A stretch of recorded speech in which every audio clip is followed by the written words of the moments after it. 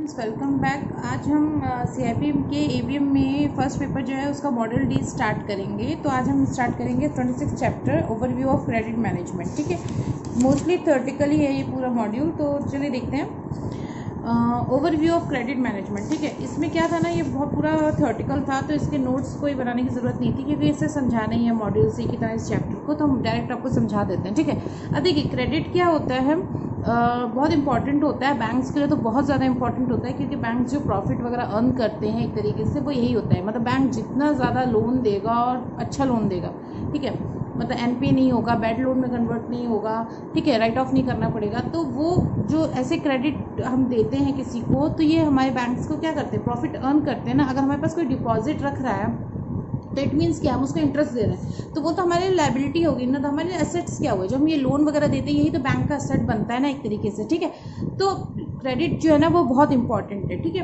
अब हमारा क्या होता है, जो historical background of credit in India ये टॉपिक दे रखा है, इसके अंदर क्या बात की गई है, ये कहा गया है कि पहले जो होते थे ना, ये ज़मींदार होते थे आपके, नहीं मुनी में बैठते थे, ऐसे करके आपके प्राइवेट लोन देने वाले लोग होते थे, खूब अर्निंग करते थे, खूब इंटरेस्ट लगाते थे लोगों से। ठीक है, और ऐसा क्यों होता था, इसका दो ही रीज़न थे। एक तो था कि इलिटरेसी थी, ठीक है, लोगों को कोई पढ़ाई नहीं थी, कोई नॉलेज नहीं थी, अंगूठा लगवा दिया जहाँ लगवाना था, ठीक है, और फाइनेंशियल इलिटरेसी थी। ठीक है, दो टाइप से होती है। फाइनेंशियल इलिटरेसी थी, कुछ लोग पढ़े लिखे थे लेकिन उनको फाइनेंशियल नॉलेज नहीं थी, ठीक है, तो वो लोग भी इस कैटेगरी में आते थे और इस वजह से उनको बहुत ज़्यादा मतलब डेप्थनेस बढ़ती थी। ठीक है, रूरल एरिया में लोगों को तो और परेशानी होती थी, लोन दे दिया, घर बिक गया, ज़मीन चली गई, ठीक है, खेती चली गई। तो उसके बाद क्या हुआ, जब बैंक्स आए ना तो उन्होंने एक प्रॉपर फॉर्मेट बनाया, लोगों को लोन देना शुरू किया।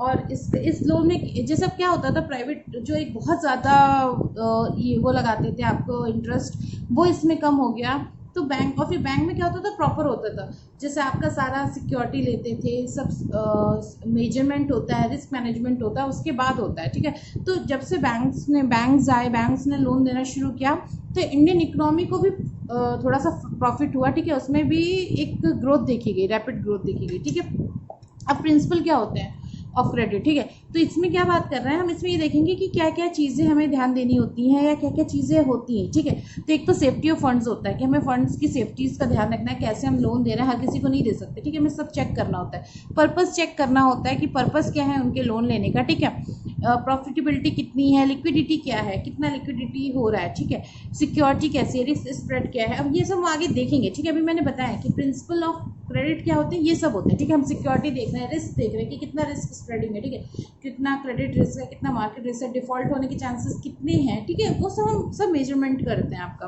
पर्पस देखते हैं कि किस पर्पस से ले रहा है, फिर हम उसका अगर ज़रूरत होती है मॉर्गेज लेते हैं, नहीं ज़रूरत होती तो नहीं लेते हैं, और मतलब कोई वारंटी लेते हैं, गारंटर लेते हैं, तो उस टाइप से हम सब चीज़ें करते हैं इसके। ठीक है, और ऐसा नहीं है कि बैंक आपको 100% लोन दे देता है। आप जिस चीज़ के लिए भी लोन ले रहे हैं, जैसे 70% दे दिया, 80% दे दिया, ठीक है, उस हिसाब से लोन चेक करके कितना वो पे कर सकता है वापस, उस हिसाब से आपको लोन मिलता है।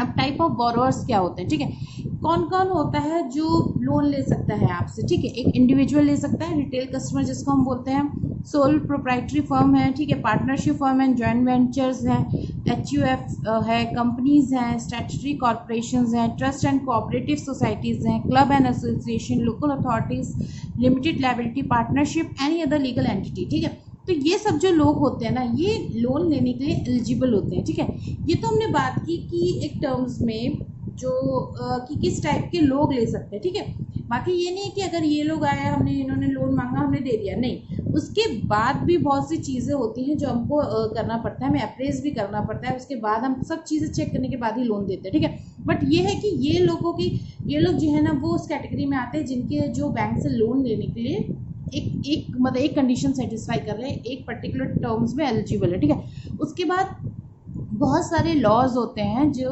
आप क्रेडिट देते हैं उसको प्रोटेक्ट करने के लिए, बोरोअर्स के लिए, बैंक्स के लिए, सब चीज़ों के हिसाब से रूल्स बनाए जाते हैं। ठीक है, इंडिविजुअल के लिए जो होता है ना, जैसे इंडिविजुअल के लिए जो गवर्न करता है वो होता है इंडियन कॉन्ट्रैक्ट एक्ट। ठीक है, पार्टनरशिप फर्म के लिए इंडियन पार्टनरशिप एक्ट होता है, HUF के लिए आपका कस्टमरी लॉ होता है पर्टेनिंग टू हिंदूज। ठीक है, कंपनीज के लिए कंपनीज एक्ट होता है, स्टैट्यूटरी कॉर्पोरेशन जो आपके होते हैं वो क्रिएट किए जाते हैं, ट्रस्ट आपका इंडियन ट्रस्ट एक्ट है, पब्लिक ट्रस्ट एक्ट है, ठीक है, religious and charitable endowment act है, वॉकफ एक्ट है, कोऑपरेटिव सोसाइटीज़ के लिए कोऑपरेटिव सोसाइटीज़ एक्ट है और सोसाइटीज़ रजिस्ट्रेशन एक्ट है, ठीक है। तो इस टाइप से आपके खूब सारे एक्ट्स हैं। मतलब ऐसा ये जो एक्ट्स होते हैं ना, इनमें बैंक्स को भी ध्यान दिया जाता है कि उनको भी ज़्यादा लॉस ना हो, और ऐसे रूल्स बनाए जाते हैं कि जो कंज्यूमर है उसके लिए बहुत इजी हो जाए, जो बोरोअर है ना मतलब आपका, उसके लिए इतना इजी हो जाए कि वो बैंक से लोन ले सके। अब देखो क्या होता है, दोनों पार्टीज़ को अपने जो राइट्स हैं ना उनको प्रिजर्व करना होता है। कोई नहीं चाहता कि हमें लॉस हो और कोई नहीं चाहता कि हमसे एक्स्ट्रा जाए, ठीक है। तो वो सब चीज़ें इस एक्ट्स में ऐसे करी गई हैं कि दोनों के लिए सही रहता है। इन एक्ट्स को फॉलो करके ही आप लोन देते हो, ठीक है। अब टाइप ऑफ क्रेडिट्स क्या होते हैं, और हाँ इससे पहले हम एक चीज़ देख लेते हैं कि जो लोन के लिए जो सैंक्शनिंग होता है, ठीक है, कि क्या सैंक्शनिंग अथॉरिटीज़ रहेंगी, किस हिसाब से आप लोन दोगे, क्या क्या चीज़ें आपको चेक करनी है। तो ये बैंक के सोल होता है कि बैंक कैसे कर रहा है, लेकिन वो केवल ऐसा नहीं कि सोल अथॉरिटी में बना लेता है, ठीक है। बैंक ही डिसाइड करता है, जो भी नॉर्म्स डिसाइड करने हैं क्रेडिट देने के लिए वो बैंक्स डिसाइड करते हैं। आप अपने अपने अपने बैंक का अपना अपना रूल है, लेकिन वो इन सारे एक्ट्स को भी ध्यान देता है। आरबीआई की जो गाइडलाइंस है उनको भी फॉलो करता है, बट नॉर्म्स खुद बनाते हैं, ठीक है। मतलब हर बैंक का अपना थोड़ा सा डाइवेट हो सकता है, अपना थोड़ा सा एक्स्ट्रा हो सकता है, डेबिट कर सकते हैं थोड़ा इधर उधर, लेकिन इन सब रूल्स को भी, एक्ट्स को भी फॉलो करना होता है, ठीक है। अब टाइप ऑफ क्रेडिट्स देखते हैं। देखिए दो टाइप से होते हैं, हमें पता है, फंड बेस्ड होते हैं और नॉन फंड बेस्ड होते हैं, ठीक है। फंड बेस्ड आपके कौन से होते हैं, फंड बेस्ड में वो आते हैं जिनमें एक्चुअल ट्रांसफर ऑफ मनी होता है, ठीक है। मीन्स क्या हुआ, आपने जैसे होम लोन लिया, ठीक है, तो आपको सैंक्शन हुआ, उसके बाद जब डिस्पर्स्ड होगा तो पैसा आपके खाते में जाएगा, जिसको आप, जो आपकी पार्टी है, जो भी पार्टी है उसको आप दोगे वो पैसा, ठीक है। जिससे आपने घर खरीदा है, कार खरीदी है, कार लोन अगर ले रहे हो, ठीक है। तो ये आपका फंड बेस्ड वो होता है, फंड बेस्ड क्रेडिट होता है, ठीक है। इसके बाद आपका एक आता है नॉन फंड बेस्ड क्रेडिट। उसमें क्या होता है, उसमें आपको एक्चुअल मनी ट्रांसफ़र नहीं होता है, बट आप जो भी आपका बोरोवर है उसके, जिसके साथ भी मतलब टर्म्स हैं, जिसका भी आपका जो मतलब जो भी बोरोवर है, जो भी आपका क्लाइंट है, उसके बिहाफ में आप गारंटी देते हो, मतलब ये प्रॉमिस देते हो, गारंटी बोल दो, प्रॉमिस बोल दो, कि अगर कभी जो ज़रूरत पड़ेगी एज अ बेनिफिशियरी आप उसकी तरफ से पैसे दोगे, ठीक है। मतलब जो भी पैसा बनेगा, जितना का भी कमिटमेंट हुआ है, वो पैसा आप ट्रांसफ़र करोगे अगर इन फ्यूचर ऐसी कोई ज़रूरत पड़ती है, ठीक है। एग्जाम्पल कौन से हो जाएंगे, गारंटी होती है, ठीक है। बैंक गारंटीज देता है ना, कि अगर हमारे जैसे जो आपका बायर और सेलर है, किसी ने फ्रॉड कर दिया है, जिसकी तरफ से भी बात हुई थी, तो जो बायर है अगर उसने कोई चीज़, सेलर है, ठीक है, उसने कोई चीज़ सेल की और बायर ने पैसे देने से मना कर दिया, तो बैंक देगा ना वो पैसा। तो वो चीज़ होती है, मतलब गारंटीज इसलिए ही बनवाते हैं कि ताकि हमें मतलब एक सिक्योरिटी रहे कि हमें हमारा पैसा मिल जाएगा, ठीक है। अब आपका इसके अलावा लेटर ऑफ क्रेडिट्स होते हैं, को एक्सेप्टेंस बिल्स होते हैं, फॉरवर्ड कॉन्ट्रैक्ट्स होते हैं, डेरिवेटिव्स होते हैं, ठीक है। तो बहुत सारे टाइप्स के आते हैं, ये सब हम अलग से देखेंगे, जेआईवी की जो वीडियोज़ हैं उनमें भी प्रोवाइडेड होंगे, ठीक है। आपका बाकी मैं वीडियोस एक अलग प्रोवाइड करवा ही रही हूँ, मैंने जैसे चार्ज एंड हाइपोथेटिकेशन एंड प्लेज को प्रोवाइड कराया, इस टाइप के मैं वीडियोस और भी प्रोवाइड कराऊंगी, तो उसमें ये सारा डिटेल में होगा, ठीक है। अब फंड बेस्ड के जो होते हैं ना, उसको आप दो पार्ट में और डिवाइड करते हो, short term credit and long term credit, ठीक है। मतलब शॉर्ट टर्म के लिए दे रहे हो, लॉन्ग टर्म के लिए दे रहे हो, अब जैसे हाउसिंग लोन देते हो 30 ईयर, 25 ईयर्स, 20 ईयर्स, ठीक है। कार लोन देते हो 1 साल, 2 साल, 4 साल के लिए देते हो, ठीक है। एडवांसेस दे रहे हो, वो भी शॉर्ट टर्म के लिए होते हैं, ठीक है। ओडी खोला है, पता नहीं आपको जितनी दिन की ज़रूरत है आपने उस हिसाब से ओडी खोल दिया, तो वो चीज़ रहती है। देखो क्रेडिट को ना आप पर्पस वे में भी डिवाइड कर सकते हो। कैसे, आप अगर वर्किंग कैपिटल फाइनेंस के लिए ले रहे हो, जैसे पर्पस क्या है, किस पर्पस से आप ले रहे हो, ठीक है। प्रोजेक्ट फाइनेंस करने के लिए ले रहे हो, एक्सपोर्ट फाइनेंस के लिए ले रहे हो, क्रॉप लोन के लिए ले रहे हो, मतलब किस चीज़ के लिए ले रहे हो, तो उस पर्पस के बेसिस पे भी आप जो आपका क्रेडिट है ना उसका डिवीज़न कर सकते हो, ठीक है। उसके बाद क्या होता है, बैंक्स जो होता है ना पोर्टफोलियो बेस्ड भी बनाता है, कस्टमर्स के पोर्टफोलियो पे, जैसे आपका कॉर्पोरेट है, रिटेल है, एग्रीकल्चर है, ठीक है, इंस्टीट्यूशनल क्रेडिट है, तो किस टाइप का है, मतलब जो आपके पास, जैसे जो हमने भी बात की थी टाइप ऑफ बोरोअर्स की, तो बोरोअर के पोर्टफोलियो के बेसिस पे भी वो आपके क्रेडिट के डिविजन्स कर सकते हैं, कैटेगराइज कर सकते हैं, ठीक है।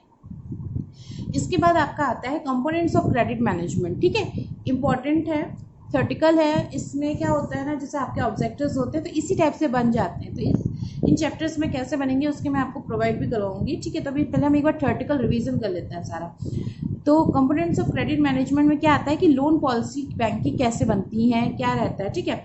जैसे मैंने बताया था लास्ट अभी प्रीवियसली कि आपके जो बैंक होते हैं वो खुद के फ्रेमवर्क्स खुद ही बनाता है, ठीक है, with in the framework of this policy अपना खुद ओन लोन पॉलिसी बनाता है, ठीक है। लेकिन वो किस चीज़ फैक्टर्स को ध्यान में रखता है, मार्केट की कंडीशंस क्या हैं, पॉलिसीज, कंपटीशन, जो कॉम्पिटिटर्स बैंक्स हैं या प्राइवेट जो क्रेडिट देने वाले होते हैं या फिर आपके जो फाइनेंशियल इंस्टीट्यूशन है तो उनकी पॉलिसीज़ में क्या है, मतलब कॉम्पिटिटर्स की पॉलिसीज़ भी देखते हैं। अगर मान लीजिए मैं किसी कोई चीज़ लोन 8% पे दे रही हूँ, मेरे सामने वाला जो बैंक है या दूसरा बैंक है वो 5% पे दे रहा है, तो ऑब्वियस सी चीज़ है सारे कस्टमर्स वहीं भागेंगे ना। तो हमें ये देखना होता है, ऐसा नहीं कि अपनी मन मर्जी जो रख लिया, थोड़ा सा इस चीज़ पे ध्यान देना होता है, ठीक है।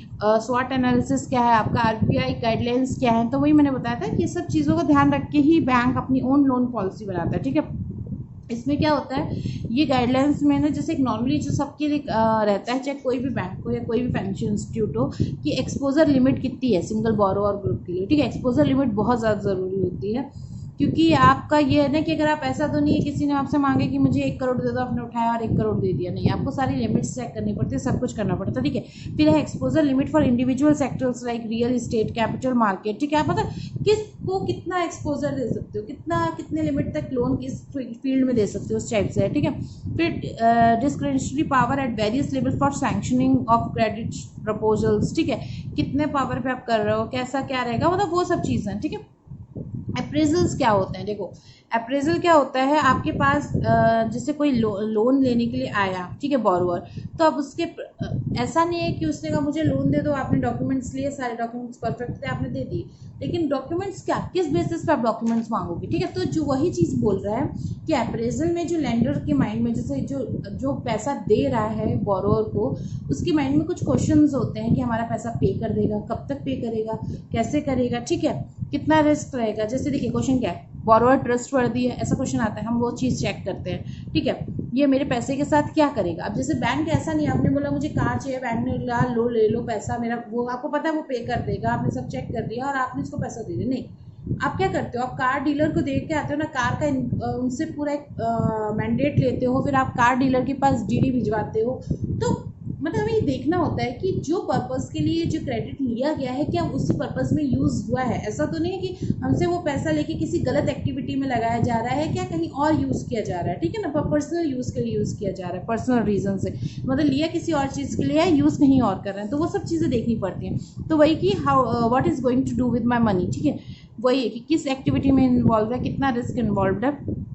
फिर है कि आपको जो अमाउंट मांगा गया है, आप उससे अगर उससे डिफरेंट अमाउंट देते हो तो क्या वो रेडी है। जैसे मान लीजिए किसी ने 50 मांगा, अब आपको उसकी कंडीशन देख के लग रहा है कि अगर आप उससे 30 लाख भी दोगे तो वो मान जाएगा, तो वो चीज़ हम चेक करते हैं, ठीक है।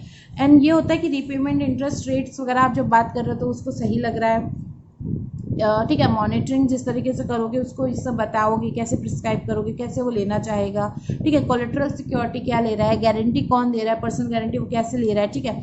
और क्या चार्जेस क्रिएट होंगे प्राइमरल और कोलेटरल सिक्योरिटीज़ में, ठीक है ना। जिस चार्जेस मैंने जो आपको प्लेज हाइपोथेटिकेशन और ये फर्स्ट चार्ज वगैरह जो आपको वीडियो प्रोवाइड करा है उस टाइप के चार्जेस लगते हैं, ठीक है। वो डिपेंड करते हैं मूवेबल प्रॉपर्टी है, इमूवेबल प्रॉपर्टी है, डॉक्यूमेंट्स है, क्या है, उस हिसाब से डिपेंड करता है। तो अप्रेजल में आप ये सब क्वेश्चंस चेक करते हो, ठीक है। आपसे एक फॉर्म भरवाते हैं, आपसे खूब सारे डॉक्यूमेंट्स लेते हैं, इतनी इतनी मोटी मोटी फाइल्स बनती है लोन की, क्यों बनती है, क्योंकि बहुत रिस्क होता है। आपने किसी को पैसा दे, अब आप ऐसे सोचो, आप घर में किसी को पैसा देते हो फ्रेंड्स वगैरह को, तो एक टाइम के बाद अगर वो पैसा पे नहीं करता, आपके मन में आने लगता है ना अपना कैसे लूँ, तो हमें पूरी सिक्योरिटी रखनी पड़ती है, ठीक है ना।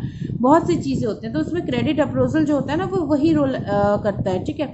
इससे आपको ये पता चलता है कि कितना अमाउंट इन्वॉल्व है, क्या पर्पज़ है, ठीक है, कितना टाइम पीरियड रहेगा आपका, कितना आपका जैसे अमाउंट रहना है या कितना इंटरेस्ट आपको देना है, तो ये सब चीज़ें इसमें रहती हैं, ठीक है। अब इसमें क्या होता है, आप बैकग्राउंड क्रेडिट हिस्ट्री और मार्केट रिपोर्ट चेक करते हो बोरोवर की, हम वो निकालते हैं ना जो आपका रिपोर्ट्स निकलते हैं, वो सब रिपोर्ट्स चेक करते हैं, बनाते हैं उसके हिसाब से, ठीक है। क्रेडिट रिपोर्ट निकाली जाती है आपकी, आपका क्रेडिट स्कोर चेक होता है ना, उसी के बेसिस पे तो आप लेते हो लोन। अगर क्रेडिट स्कोर एक पर्टिकुलर अमाउंट से कम होता है तो आपको लोन नहीं मिलता है, ठीक है, तो वो चीज़ रहती है। अब देखिए फिर फाइनेंशियल ट्रैक रिकॉर्ड देखा जाता है, जैसे अगर ऐसा उसका कहीं ना कहीं तो अकाउंट हो गई जब वो आपसे लोन ले रहा है, ठीक है। आप सेम बैंक में खुलवाते हो अकाउंट, उससे पैसा डलवाते हो उस पर, लेकिन कहीं और भी अकाउंट होता है तो आप स्टेटमेंट लेते हो ना जहाँ उसकी सैलरी आती है।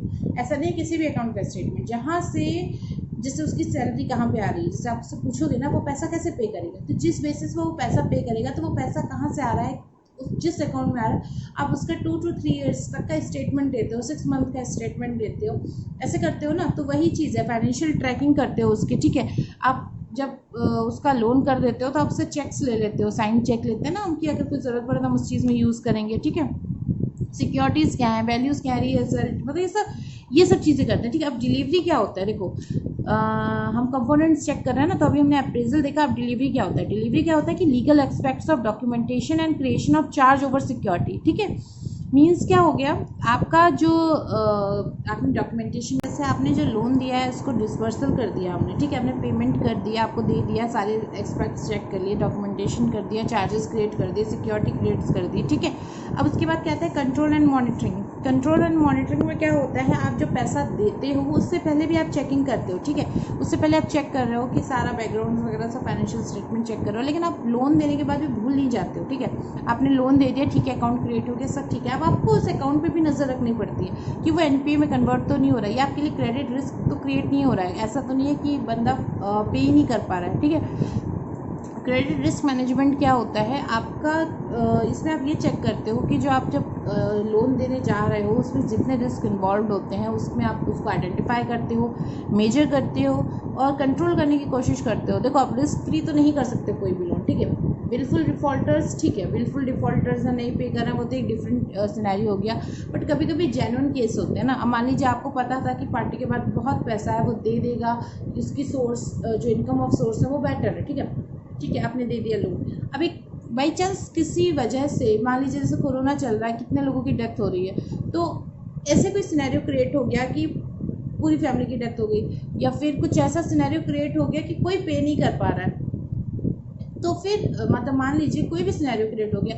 अब इसमें बैंक को पता है कि किसी की गलती नहीं है, लेकिन वो एक रिस्क क्रिएट हो गया ना आपका, तो आपको सारे रिस्क फैक्टर में रखने पड़ते हैं, ठीक है। फिर भी रिस्क बनता है, लेकिन एक आपको एक ये होता है कि कितना कम से कम आप उस रिस्क को कितना कम कर देते हो, ठीक है।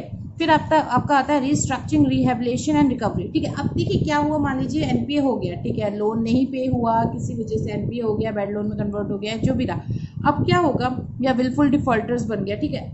अब उसमें क्या होगा, अब आपका ठीक है एक टाइम पीरियड तक आप उनको नोटिस निकालते हो, 3 महीने वेट करते हो, या जो भी टाइम पीरियड असाइन होता है उतने पीरियड तक वेट करते हो, ठीक है। लेटर्स निकाले, उनसे मीटिंग की, सब किया, फिर भी वो लोन सही नहीं हो पा रहा है, तो आपको क्या करोगे, उसको रिहेबिलिट करोगे ना। रिहेबिलिट मीन्स क्या हो गया, आप उसको एक तरीके से देखिए टर्म से ही पता चल रहा है, फिर उसको हेल्दी करने की कोशिश करोगे ना उस अकाउंट को। कैसे करोगे, जैसे आपके क्या होते हैं, देखो कॉर्पोरेट डेब्ट रिस्ट्रक्चरिंग होता है, ठीक है, और आपका एसएसआई यूनिट्स होते हैं, ठीक है। अभी हम कॉर्पोरेट डेब्ट रिस्ट्रक्चरिंग ना आगे टॉपिक पूरा है डिटेल में, उसको देखेंगे। तो इसमें क्या होता है ना, आपका जो वो होता है ना कि आपके जो लोन्स हैं उनको हम फिर से ठीक है, कोई चीज़ें होती है, अगर आप रिस्ट्रक्चर कर रहे हो, रिहेबिलिटेशन कर रहे हो, तो आप ऐसा करोगे ना, जैसे मान लीजिए आपने घर है, ठीक है, आपका लोन नहीं आ रहा है, एक टाइम पीरियड हो गया, आपने सब नोटिस कर लिया, बैंक से कंफर्मेशन ले ली, सब चीज़ कर ली, सरप्राइज एक्ट का यूज़ कर लिया, ठीक है। अब आप रिस्ट्रक्चर करने जा रहे हो, तो आप क्या करोगे, उसको फिर से बैंक को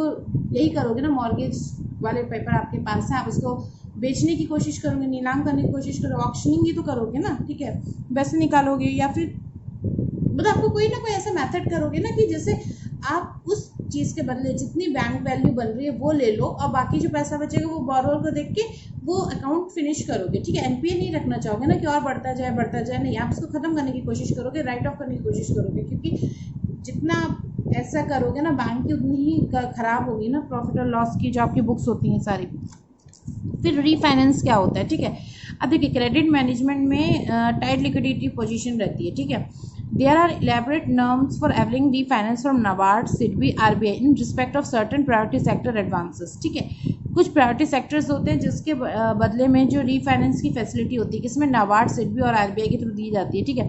even if a bank avails of refinance for eligible advances the risk remain with the bank, therefore this aspect does not affect bank decision on a credit proposal, ठीक है। तो रीफाइनेंस का क्या होता है ना, बैंक्स के डिसीजन जो होता है ना क्रेडिट प्रपोजल में इसका अफेक्ट नहीं करता है, ठीक है, क्योंकि नाबार्ड, सिडबी वगैरह की जो प्राइवेट सेक्टर्स के लिए होता है ना, ये देते हैं, अलग से रीफाइनेंस करते हैं, दोबारा से फाइनेंस करते हैं, ठीक है, एक बार दिया फिर दोबारा से दे रहे हैं। अब देखो role of RBI guidelines in bank credit management, ठीक है। अब आपका ये जो टॉपिक है ना, देखिए ये चैप्टर बड़ा है आपका, इस टॉपिक को मैं नेक्स्ट वीडियो में पार्ट बी में प्रोवाइड करवाऊंगी, ठीक है। इसके बाद जितना है आपका प्रायोरिटी सेक्टर्स का देखेंगे, हम सब चीज़ें चेक करेंगे, ठीक है। Thank you so much for watching. अगर कोई इश्यू क्लियर ना हुआ हो तो आप मेरे को कमेंट सेक्शन में पूछ सकते हो। Thank you.